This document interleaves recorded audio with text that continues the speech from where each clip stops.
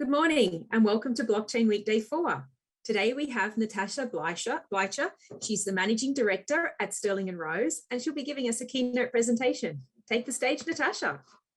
Thank you kindly, and thank you for everyone for being a bit patient. I'm a bit behind schedule this morning, but here we are. And I think I'm really grateful for the opportunity to take a moment to think about some of the meta trends that we've seen over this week at blockchain. And a big thank you to Steve Vallis, because he has put in, and his team, Amy Rose, have put in such an extraordinary amount of effort. And talked yesterday a little bit about culture and about the culture of this community. And I want to talk about three things. I want to talk about our culture as a community. I want to talk about the philosophy of code.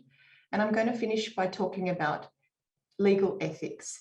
So if you want to take what my hat that I'm wearing in this discussion is something of a legal ethicist or a legal philosopher, and trying to understand the culture of us as an industry, the blockchain industry, and this market of people, those people who are fringe dwellers, the trailblazers, the people who sit at the edge and are attempting to make great change, and what impact rules have on that change. So let me begin with something perhaps a little odd for a blockchain keynote, and that is to talk about something that penetrated my childhood.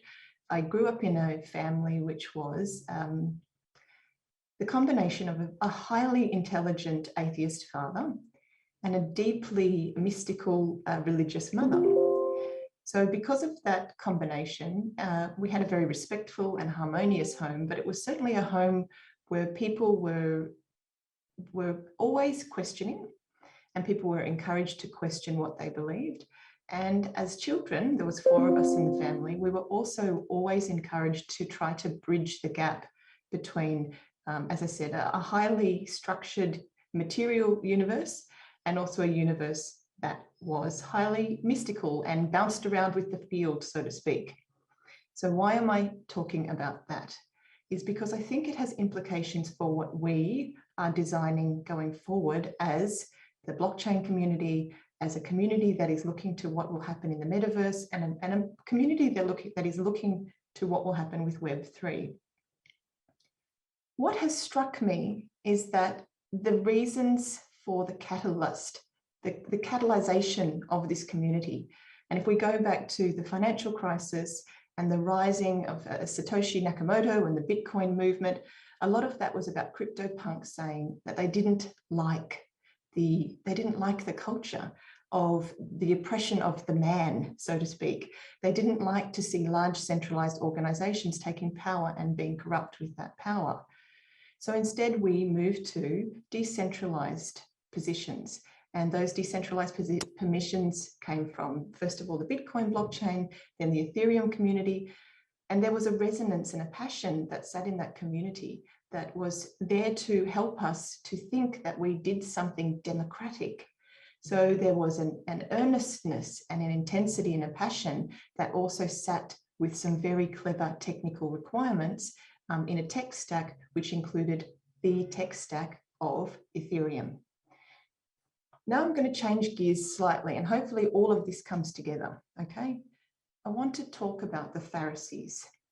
So the Pharisees, some of you may know, perhaps some of you who could share more in common with my religious upbringing, were a social movement and a school of thought in the Levant during the Second Temple of Judaism. And after the second destruction of the temple in 70 CE, Pharisaic beliefs became the foundational, liturgical, and ritualistic basis for rabbinic Judaism. So let's take that down into a bit more simple speech. Anyone who knows the stories of the Pharisees know that they were rule obsessed. They were a people who were making sure that you didn't take a certain number of steps on the Sabbath, on the 7th day of the week. They were a group of people who made sure that what you did with your fingers, hands, and toes, the way that you acted, the things that you spoke, all conformed to increasingly specific sets of rules. Enter a sideways thought. There is a response, and there is something in the blockchain community which is around a desire to avoid red tape. There is a desire to avoid the same things that came through Christendom and Jesus, and that historical movement was a desire to avoid the red tape of Judaism and to move to more simple laws. So those of you who've ever done a bit of comparative religious theology, you might know this movement. It was a shift from very specific granular rules to trying to move to a grace-based system, which was based on love. There's only one rule, just love one another. So if you think about that in terms of code, it's moving from highly specific logic-based instructions, moving through to some very, very imprecise natural language of just love one another. So these are the things that go through my mind as I watch this movement, and I see that sometimes people say, just why do we not like code when it's very highly specific? We don't like code to be highly specific because it's brittle. And when code is brittle, it also leads to unjust outcomes, because we as humans are terribly messy and we don't often fit into a perfect set of instructions or a perfect set of logic-based rules. So how does that fit back into the development of the blockchain community? It has struck me of late that we as a group who are, as I said, the edge dwellers and the trailblazers and the passionate people who've oftentimes been champions with inside other organizations or have led their own way or jumped, crossed Rubicons to create this industry. You are moving away from rules, but at the same time, there is quite a dangerous inflection point that I have heard over the last week, and is certainly something bubbling up in the industry, which is to move from being over-regulated or overruled in a pharisaical sense to actually relying on rules again, and highly specific rules. So let's talk about that a little bit more. What is code? I have heard said a number of times over the last few days that code is law. I've heard a number of times saying that we trust code.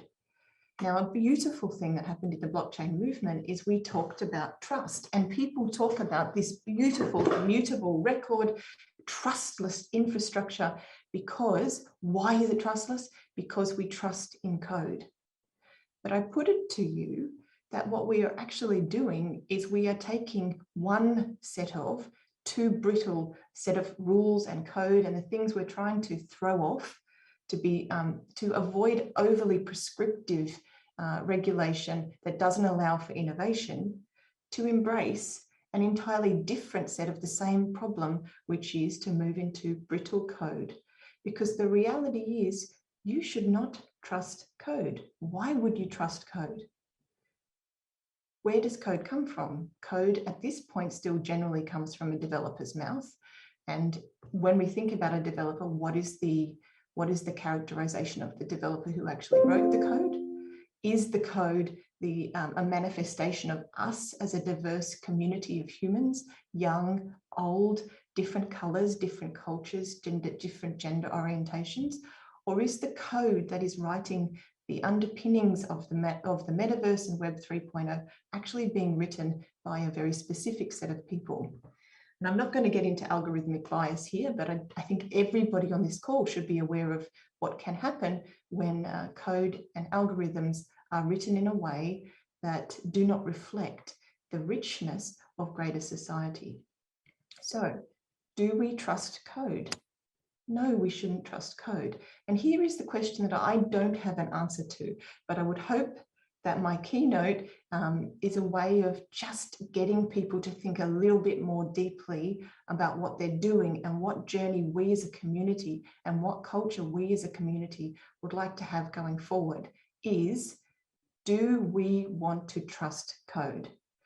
Do we want to trust code insofar, or an immutable record insofar as it's telling us what we did past tense? Because that I can live with. An immutable record saying what the history of actions were is okay. But what happens when the code is arbitrating future events? Are we then moving also into a Pharisaical notion, but a Pharisaical notion that is actually run by algorithms or machines or computers? So this is a legal ethicist question. Now, what I would like to do next is I would like to relate that back to what I know from my legal work and the work that we do at Stirling and Rose. And that is, there is also a theme of things I've heard over the last week where there is a mischaracterization of our industry as an unregulated industry. This is incorrect. The blockchain community, distributed ledger projects, DeFi projects, all of these things are regulated, because just because you step into a particular industry does not mean you step out of the laws of the land. You are absolutely, you cannot mislead and deceive. You cannot create products which harm people. You cannot create a financial product or service, probably the most pertinent to many people who might be on this call or in this industry. You cannot issue financial products or services if they are tokens. You cannot issue those tokens if you do not have an Australian financial services license. You cannot do things without a market license. So while it may be true to say that we are under-regulated in some parts, that the edges of this part of our market needs to be further regulated, it is incorrect to say we are not regulated. And it's not just incorrect, it's dangerous. And I call upon leaders in this community, and I call upon particularly the unicorns and those people who have had financial success to be very careful of how they lead the people coming behind them. Because if we stand up and say things like we're unregulated, or if we stand up and make generalizations about how the law applies to what we're building in our industry, then we have serious consequences for those coming behind us, including sometimes jail terms, sometimes fines. These things are serious and they shouldn't be taken lightly. So I put it to everyone in the blockchain community that being a Pharisee has its limitations, and a Pharisee can be code and a Pharisee can be the law. So what we would like to do going forward, in my opinion, is we need to be really careful to create hybrids. So hybrids are when we take the best of the human messiness and also connect those things with code. So where does the rubber hit the road on what I'm talking about? The rubber hits the road in digital assets like smart contracts, smart legal contracts, DAOs, decentralized autonomous organizations, and also central bank digital currencies. I would like everybody who wants to be, not be heavily regulated by frustrating rules to also apply that same degree of pushback to being overly regulated philosophically and commercially by too brittle code. How can we do this? A smart contract can have very brittle impacts. That's why it's not terribly good for legal documents. A smart contract can be a legal contract, but a true legal contract with certainty is most easily a combination of natural language and also of code. That is a beautiful and prosperous union that allows us to still have our human unstructured elements and also to have the beneficial components of code that can perform. Same, when we look at decentralized autonomous organizations, there are people in the community who are calling for decentralized autonomous organizations to be fully run by code. And I ask people to really step back and think about what you're actually asking for.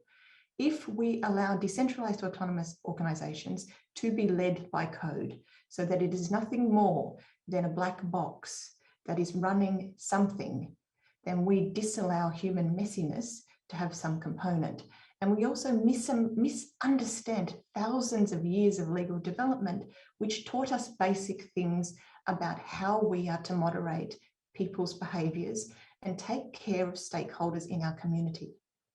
And this is another thing I really want to ask people to think about, is it's okay to get rich quick.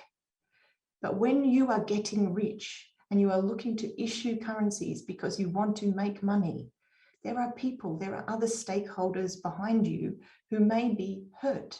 There are vulnerable groups of people who may be hurt by your issuances and misleading and deceptive conduct. So not everybody who is issuing a currency is doing it the wrong way. I am privy to beautiful projects and projects that make my heart sing because there is so much creativeness and innovation in this community. But when we are no different to the Ponzi schemes, and when we are no different to those projects that really brought about the financial crisis, then we have to take a good hard look at ourselves. So I hope that this talk is an opportunity to ask the community to come up higher, and that for all of us to keep each other on the right track so that we can not just rely on code and code as the law. Are we going to have the brittle law, too much red tape? But at the same time, are we going to rely on algorithms and code? And the answer I hope everyone comes to is no, which means the last thing I'd like to say before I run out of time is leave you with this thought, which I don't have an answer to. How and should we at some point in the future start to think about how we regulate code? Because that will scare people in the community to hear me say that. How do we regulate code? But the answer is, if we are going to give control from humans to code, and code is going to be responsible for property and ownership, then how do we as a community then manifest responsibility and custodialship and identity in the community so we don't end up with aberrant outcomes that hurt the people around us? So hopefully I've said some not too controversial things, but I would ask that we as a community come together to really push forward those projects that look at the hybrid models and ask the question, do we want to be run by code? I think that's all from me.